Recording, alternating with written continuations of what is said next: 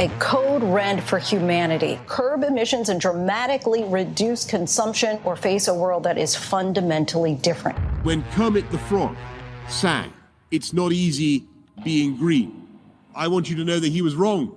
He was wrong. There is no planet B. There is no planet blah. Blah, blah, blah, blah, blah, blah. It is unequivocal that human activities are responsible for climate change. If unprecedented changes are not made and made soon, there will be irreversible damage to the planet. Zero carbon. East Hall. Hello and welcome to Zero Carbonista Series 3, The Sky's the Limit. I'm Ian Collins and this is the UK's #1 environment-based podcast. We often start these episodes with the phrase, "what a week." But there's no other way of slicing this one. What a week. We've now found ourselves without leadership and direction. Boris Johnson has gone. Well, okay, not quite, but you take the point. Over the last 72 hours, great men and women walked into that prime ministerial office at number 10 and urged him to go. They had their reasons, they had their letters, and told him the game was up. They were first to make the point, they said. Well, let's now speak to the man who's been urging him to off for the last 3 years. He's the green environmentalist and entrepreneur, Dale Vince. How are you, Dale? Yeah, I'm good, actually. And I want to say, actually, I think we've been leaderless for the last 3 years. I was going to say, yeah. Come on. It's quite strange, all these people saying, you must go, Prime Minister. It's like, have you been listening to this podcast?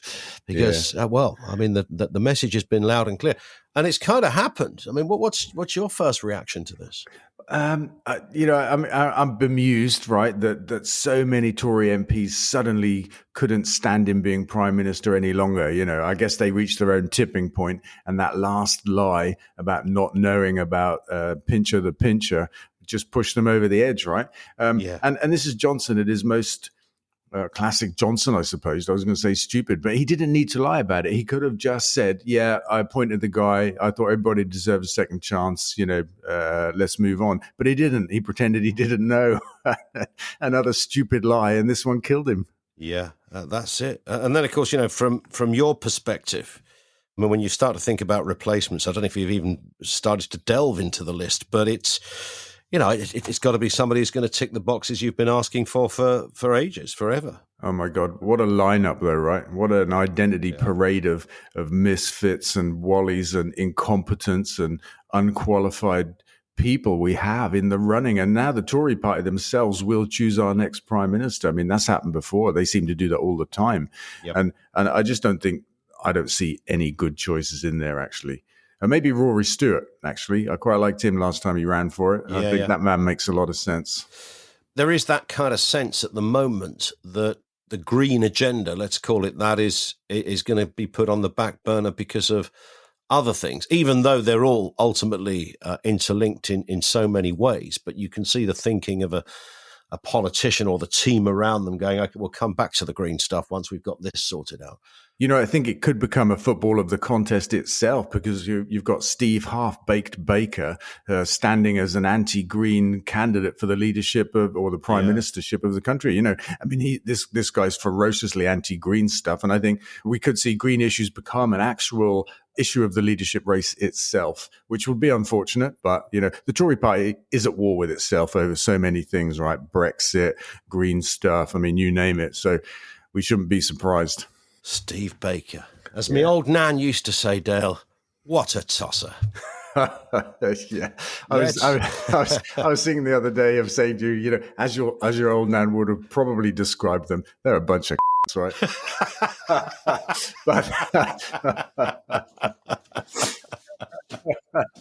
I nearly went there myself then. I was thinking... It's such a beautifully descriptive collective noun, right, for what's going on. So let's get to some other stories as well. BP accused of dumping industrial waste in a marine protected area. Does this stuff still go on? You'd think by now nobody would be... They were making movies about this kind of thing in the 1980s. It's madness, isn't it? It's a very special marine zone as well. It's the only place where we've got deep sea sponges in the UK, and they just want to dump thousands of tons of pipes and cables onto the seabed. They say they're going to come back and pick it up later, right? Because they're obliged to clean up properly. But right now, they'd rather just drop it on the seabed. And they were going to do it in a controlled manner, winching it down, but they decided they'd rather do it quickly and just drop it and let it land where it lands. I mean, you couldn't make this stuff up. The regulator, there is a regulator for this stuff, says, yeah, that'll be okay. And on they go. And on they go. They don't really seem to care, do they? It's as simple as that.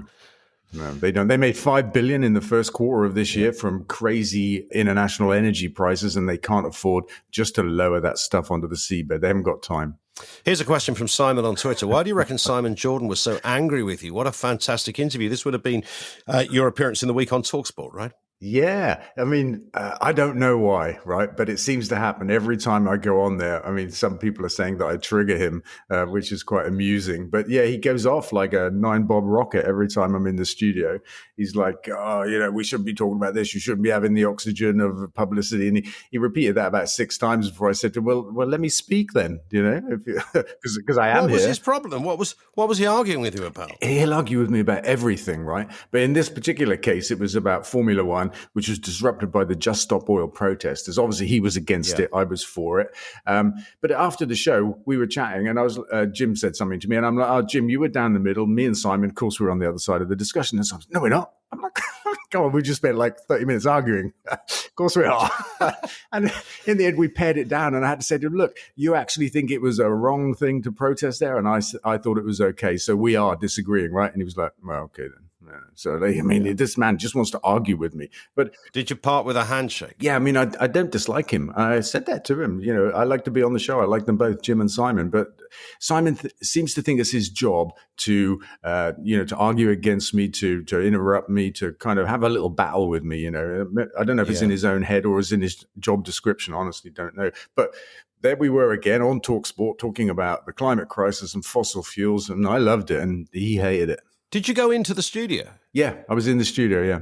And that's the weird thing. So I was literally standing on the same floor as you without knowing you were there. I didn't know. One of Mike Graham's people came out while I was in the waiting seats, those little racing seats that they have. And it was like, oh, Mike would love to have you on. And I was up for it, but then it didn't work. So it didn't work out. And next time I'll have to do the tour, right? You, Mike, and TalkSport. Do the hat trick, right? You could do Chris Evans on Virgin as well, because that's down there too. So okay.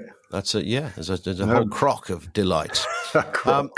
Here's one. Potentially deadly superbug found in supermarket pork, which is more than a little disturbing. I know you wouldn't touch the stuff anyway, but it does kind of rather hammer home one of the potential issues you've always raised about eating meat. Yeah, I mean, it's industrial animal farming, which routinely uses antibiotics because it must. It used to be to fatten animals until the EU, bless them, banned it. We may reintroduce it for all we know. But anyway, now they use it to control disease because these animals are kept in such awful conditions that disease is rife. And that is causing resistance to antibiotics. And what's happened is somebody bought a whole bunch of different pork, red tractor, organic, all the stuff you might think is better, and tested it and found bugs galore, and bugs that are resistant to the last resort antibiotics that we use to save human lives, which is incredible and scary. And the numbers are, a few years ago when they ran the test, there was one sample in 100 that had this stuff going on, and now it's 1 in 8. Wow. Okay, that's a big rise. Yeah. I mean, that should be disturbing to anybody, right? Yeah. And then there's somebody in this article saying, oh, it's okay, as long as you keep the pork separate in the fridge, wash your hands after you've touched it, clean all your utensils, don't mix it with anything else, and cook it properly, you'll be safe. Thanks. Yeah, cheers. I like the sound of that. Yeah, it's all right. Yeah, just incinerate the out of it and everything will be all right. Yeah. And wear your hazmat suit and take all these amazing precautions, right? Did you ever have to do that to cook a carrot? Yeah. Alternatively, just bypass the process and eat something else. That's maybe the best advice. Exactly. It's getting ridiculous, right?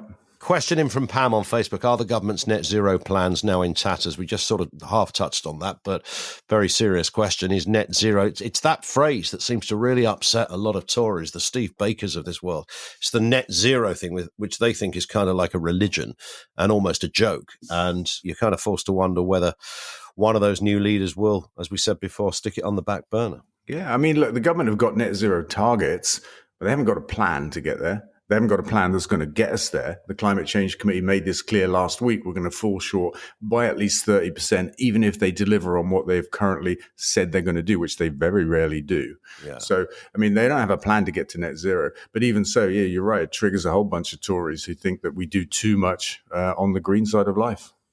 What about Kellogg's here? Kellogg's failing in a court challenge, back to food again, against high-sugared cereals. This is amazing, isn't it, when food companies, whether it's them or somebody else, kind of tries to at least have the decency to fess up and go, yeah, this is absolutely rammed with shit. There's more sugar and salt in this than you could ever imagine. Yeah. But instead, they try to find imaginative ways around it, low in this and low in that, no added this and all the rest of it. And they try to challenge a court issue and lost. Yeah, I mean, you're right. Processed food is chock full of salt, sugar, and fat. They use that to overwhelm our taste buds to make us want that food again and to make all other food taste bland, right? They've been doing it for years and getting away with it. The government haven't done anywhere near enough to control that. But the one thing they did do was to ban those foods from being part of a buy one, get one free promotion. And this is what Kellogg's objected to. They went to court to say, come on, surely we can have a buy one, get one free for our food, because the government have overlooked the fact that these flakes of corn that are completely covered in sugar get eaten with milk.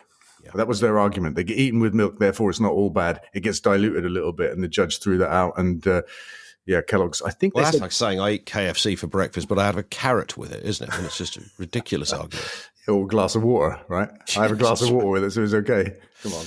One from Charlotte on Twitter. What are the chances of energy bills going above 3,000 quid next time the price cap rises? And how the hell do we afford it? Currently nailed on, right? So energy prices went up again this week. We ran the numbers using Ofgem's methodology. Right now, come October, when the price cap moves, it will be to £3,200 a year. And, we put out a little tweet this week saying, this is a job for the new chancellor. First job for the new chancellor. Get a proper grip of energy prices, because millions of people can't afford their energy bills, right? Boris Johnson robbed funding from the Welsh and Scottish governments last week in order to send £1 billion to Ukraine in the form of weapons, right? That's a lot of money that could be used to help a lot of people really going to struggle this winter with fuel poverty and food poverty. And that story isn't going away, is it, anytime soon, sadly? But it isn't. No, I mean, it's a real problem right here in our country, and it's not being dealt with. Rishi Sunak, before he bailed, he hadn't dealt with it. I don't know if the new chancellor will last very long, but I hope he deals with it, because we've got to do something. It's got to be on a par of the kind of response we made during the pandemic in terms of supporting people and the economy and all that kind of stuff. We've just got to say, look, it's a short-term acute problem. We've got to borrow money as a country to get people through the winter. We've got to fix this. I mean, energy price this winter will be 3 times higher than 2 winters ago. It's madness. Yeah. Story about snow. Snow at the world's highest observatory is melting. What's going on here? Yeah, just another one of those, big signals to us to, stop putting carbon into the atmosphere. I think it's a month earlier than normal, which is a record. And, the world is warming up. It's like, Steve Baker, are you listening? Right? Because how many more events of floods and wildfires and super high temperatures and early melting and lack of sea ice and all that kind of stuff, and glaciers, right? So a glacier fell on some people a few days ago as well. It's like, come on, guys, the world is literally melting in front of our eyes. Yeah. It's, what more do you need to know? Yeah. And this as well, British Airways. I mean, again, tying these all kind of tie in so many different ways. I know you've talked a lot about curtailing or reducing air travel, unnecessary air travel, etc. British Airways cancelling a further 10,000 flights. I mean, there are different. They're not doing this to save the environment, by the way. No, they're not. That's an inadvertent benefit, I would say. This is Brexit. Right. I mean, I think it was EasyJet, might have been Ryanair. No, I think it was EasyJet said they'd rejected 8,000 applications for jobs at their airline because the people there came from Europe and so they weren't allowed. And so they have a chronic staff shortage. They're cancelling flights everywhere. And what BA have just done with 10,000 flights is they've cancelled 1 in 7 of all of their flights, which is an incredible number. And it's all about Brexit. There just aren't the people around to staff these airlines in order to get the flights going. So, I mean, we need to wake up to that as well. Our government are in denial about Brexit.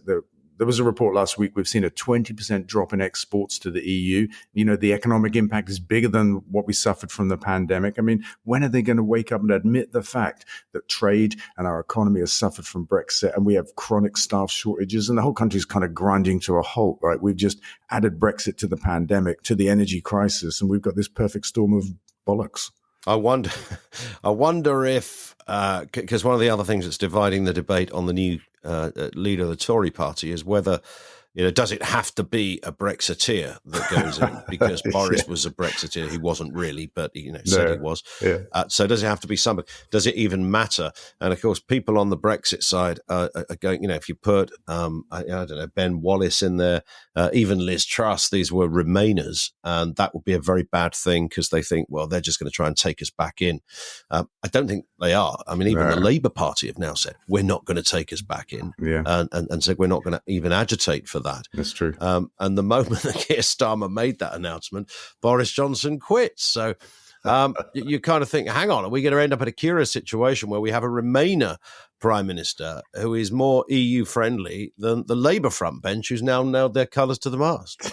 Well, they're not EU unfriendly. They're just saying, look, there's no point having this debate again about getting back into the EU. And I understand that. I think we need better trade terms with the EU, and hopefully somebody sensible will become the leader of our country until the next election at least. And we'll try to remove some of these problems and barriers rather than threaten to unilaterally rip up agreements and stuff like that. We'll actually work with the EU and improve things, because we didn't have to have this car crash Brexit. It could have been done in a better way.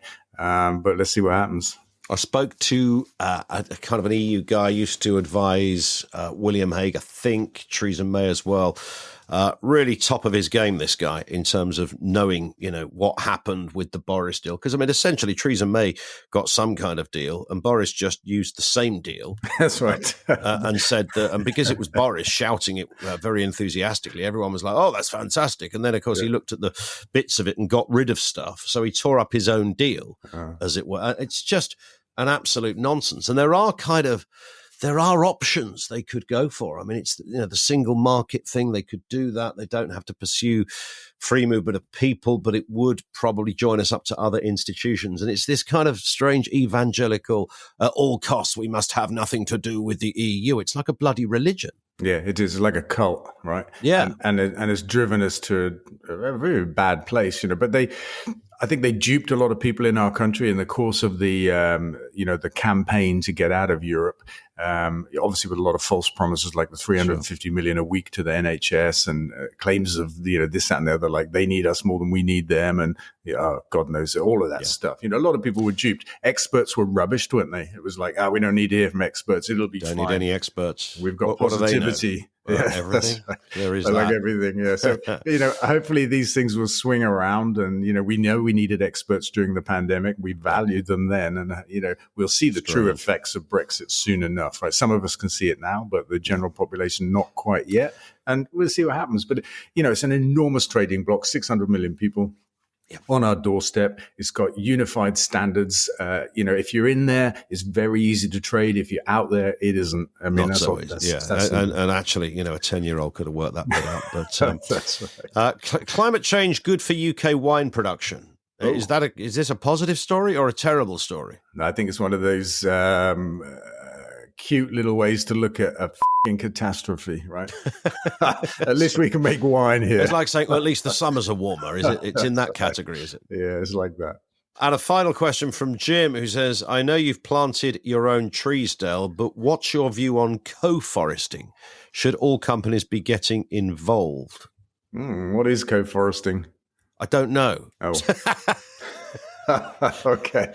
Well, I mean, I'm going to take a guess that co-foresting is something like coexisting with modernity and nature's natural requirements. So, yes, you build a big old tower block, but you also plant shitloads of trees around it. Is that right? Yeah, I have no idea. But look, I think, yes, all companies should be involved in planting and rewilding. And, if you are going to build something, then, build space for nature as well, or design it in. So with Eco Park, this big thing that we're hoping to build, we are going to build soon, actually.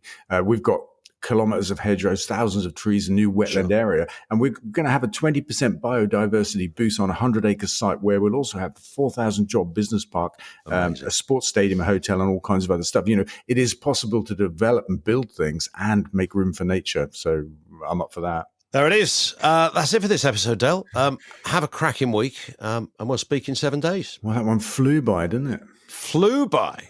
Yeah, there's a lot in there. More next week as the story develops. Nice one. Thank you, Ian. Cheers. Have a good week, Dale. That's it for this episode. Don't forget to follow this podcast from your podcast provider so that you get each new episode automatically. Leave a review there as well. And if you want to get in touch, zerocarbonista@ecotricity.co.uk, and make sure you follow Dale on social media too.